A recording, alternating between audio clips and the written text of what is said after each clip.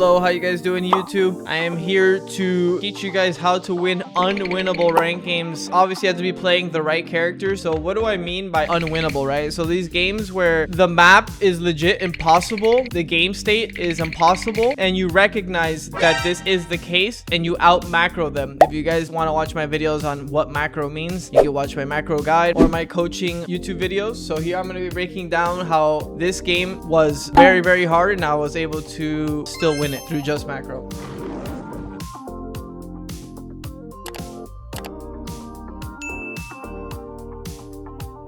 So here I'm playing UNWINNABLE. If you guys have seen, hunters are the best characters in the game to win ranked. Obviously, like Izzy, Apollo, characters that can kind of split push as well.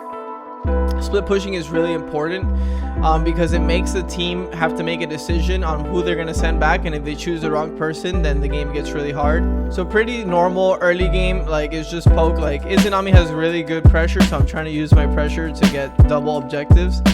They fight for this one. I think they lose it. I rotate duo and they end up getting double killed, so this becomes a useless rotation. But at least I don't miss mid-wave. It's pretty normal early game. We're down a bunch already. All my lanes end up losing. We're able to get 2 kills, and then I just get tower plating. I tell my Serp to go mid, but he doesn't do it. Of course, people don't listen. Pretty normal. We end up being a little bit ahead. They're kind of going on me. I have to silence the Wilix to dash away.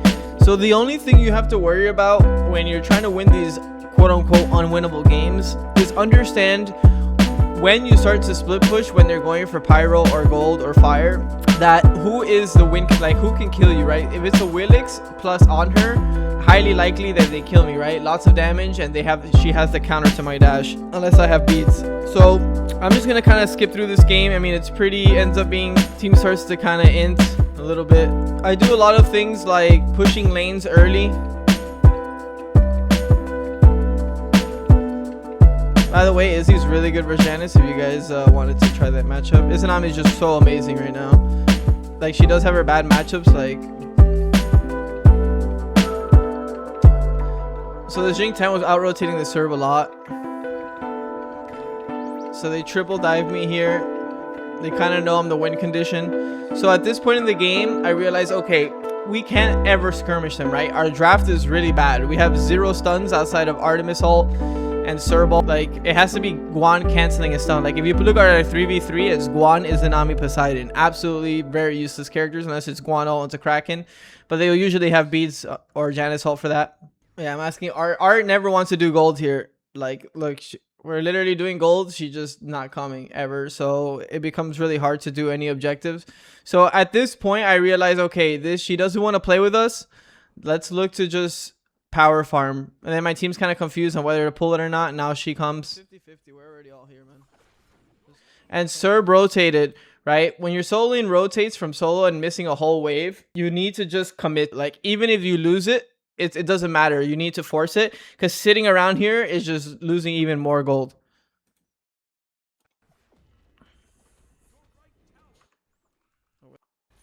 It becomes a super awkward fight. Nobody dies. Serb misses like 3 waves. At least Jing misses 1. But the key goal mid lane and ADCs is just to continue to get net worth. You see how I'm always ahead. Like, the game is pretty flat out even, but I'm always ahead. I always prio farm. The thing about hunters mid too is that they can always press tower. If the mage always wants to rotate to create impact, but then they lose their tower and it's almost never worth it. This Janice was taunting, thinking it was him. And most of our fights just look like this. Like, we just can't really fight them because their comp is so bad. They're just running us down the whole game. Understanding when to sneak to duo to start the split push. I mean, look at my net worth. Like, I'm level 18. I think Janice is the only one that's keeping up. But just keeping my net worth, even though we've lost the last literally 5 to 7 minutes of team fights. Sneak, you see, they want to play the right side of the map here, so they're going to fire. So I force them to duo. So the most important thing is being in this exact position you see on the minimap here, right? A lot of people, they don't do this early enough. They see 3 people on fire, and then they start pushing from here. You're too late. By the time you get to tier 2, they already have FG. So it's understanding how to be in this position when they're still kind of on FG. Here they get it. They get FG. The split begins. They bring Jing 10. I see the rest. And also understanding how to count how many people are on the map is really important, and counting the people that you need to see, right? Jing 10, I don't really care about. Janice, okay, so a Willix on her Atlas, they're like somewhere around here. I'm always keeping track of that. If you look at my eyes, so I see a Willix, I see on her, I see their whole team now. So it allows me to farm this part of the map without being scared. Jing 10 runs past the wave, right? This is information. Once the Jing 10 runs past the wave, it's telling me they're communicating between him and a Willix that they're gonna go on me, correct? If not, then why the hell would he run past the wave, right? So this is just basic understanding. So now the Willix should show up as I hug the right side and not the left side. Just silence my feet and just left click away. Having the net worth to do so is really important. They bring all 4 people to commit, but remember, one big thing is that they never got the wave, so I don't care about this fight. This fight means nothing to me. If anything, after they kill here, they're gonna have to go back, send 2 people back here or 1, and then go gold, meaning this is open and this is open to farm. Is this fight possible? No. You see, understanding that knowing this fight is no longer really possible is just strong awareness. Like, your team will bitch at you, bro, why are you not here? You know, just start barking in your ear. But this is the right play here. Now I force them to make a decision, come back to tier 2 or go gold. They end up trading their Willix because they keep diving tier 1 because they're, you know, Smite players. They send 1 person back, and now Gold Fury no longer becomes a play, right? Even though Gold Fury was free, now they have to send 1 back, 1 dies. Gold Fury is no longer possible. I get a full wave. They're still chasing. I grab Red. I grab Scorpion. And I get to that level 20 spike. Well, my Guan's still level 13. Level 20 at minute 21. And you see, look, it happens to everyone. It doesn't matter if I won a world championship or not. If we had a mid there, we would have had a team wipe. Says the level 16 Artemis at minute 22. Right? Like, that's just part of it. Understanding to not interact with that and just continue to play is exactly the right play. And this is why we will win. And I've done this a lot recently, so that's why I wanted to make a video about it, because a lot of people ask me, yo, how do you win these type of games? Like, what goes through your mind and what decisions do you make to win these games? Now that I have Deathbringer and Starter Spike, I mean, this is one of the strongest spikes you'll have. So now you'll see me look to create an opportunity and force a 1v1 or a 1v2 in a side lane. So here I'm mid, I see 3 here. I just clear this wave. This guy's the only guy this is the only guy that I'm worried about, right? If a Willix wasn't showing on the map, I don't clear this wave because she has catch for me and I have no beats. Once a Willix shows, Jing 10 will never catch me in time. Janice will never catch me. None of the other characters will catch me in time before I get my dash off.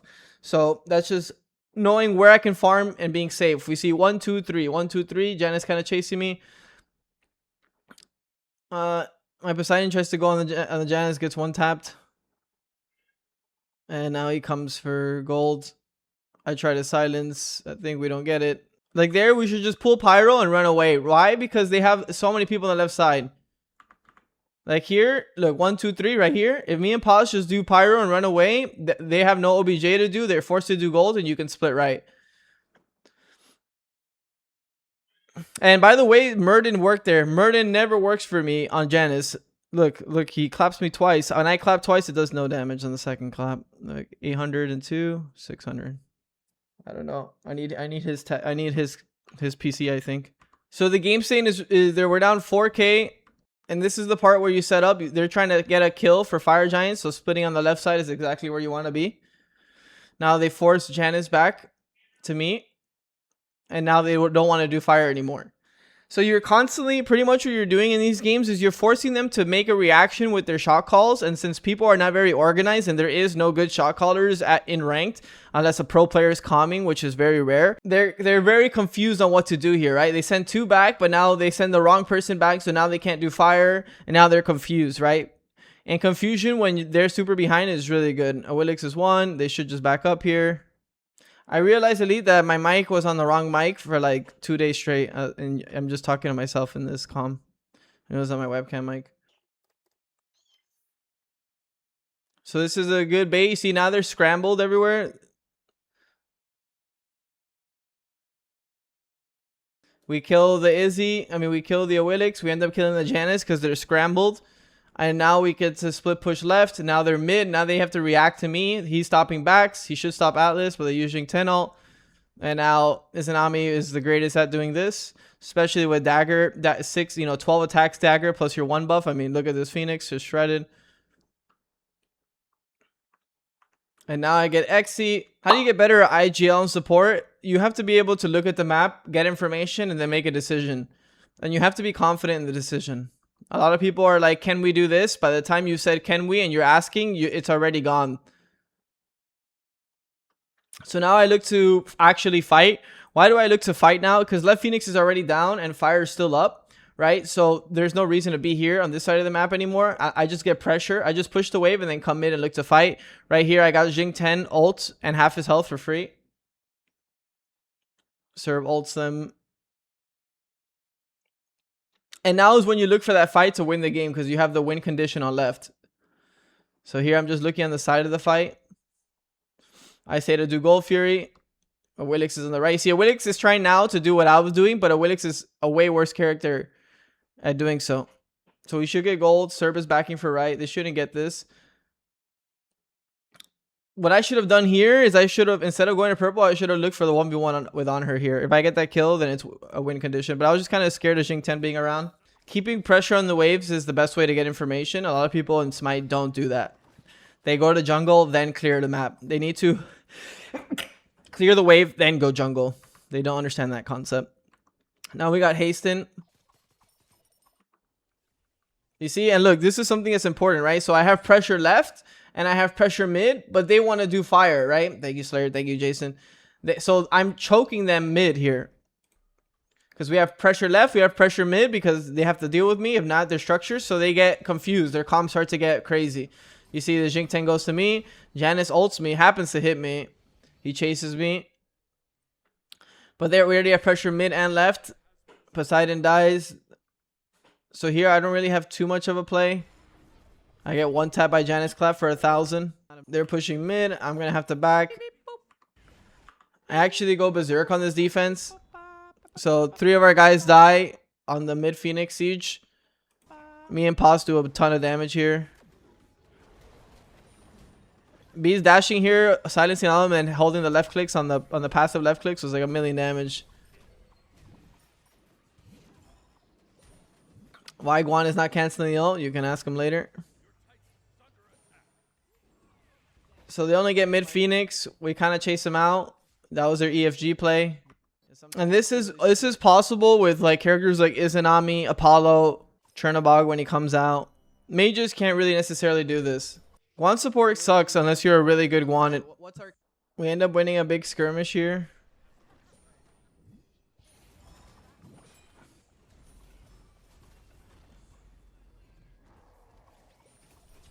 There it is. You think Dom first is bait? Not really. I would need to 1v1 other hunters with similar builds to feel it. I think the fact that Dom just makes you never have to think about mana again is kind of dumb. I feel like it's such a solid slot. And pretty much the whole split push, you're just forcing them to make a decision on whether they want to deal with you or not. Tier item, it could be like it'll probably be the matchup between Tier and Dom first. Fight. Turn slow him. And then you get the one fight after setting up the map for 36 minutes. You win this fight, and then you kind of just win the game.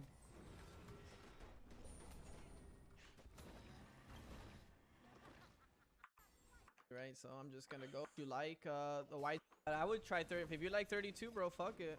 I'm gonna have to pop to get this dagger. And they just. I always go arrow. I think Cal is absolutely useless. And then you pretty much just set up the fight, the one fight where they mess up. I'm the problem, right? Janice Hall, Jing 10's walking past my whole team.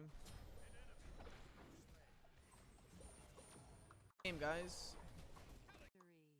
And so pretty much the whole concept of this game is I've done this in the last like week for like 15 games in a row with hunters. I'll show you guys my history. And this is pretty much how you do it. You just constantly force them to make decisions And when teams have to make decisions in ranked, they're too scrambled and unorganized to actually make the right one. And then once they make the wrong one, you punish. And that's pretty much the game of chess that you're playing in Smite ranked.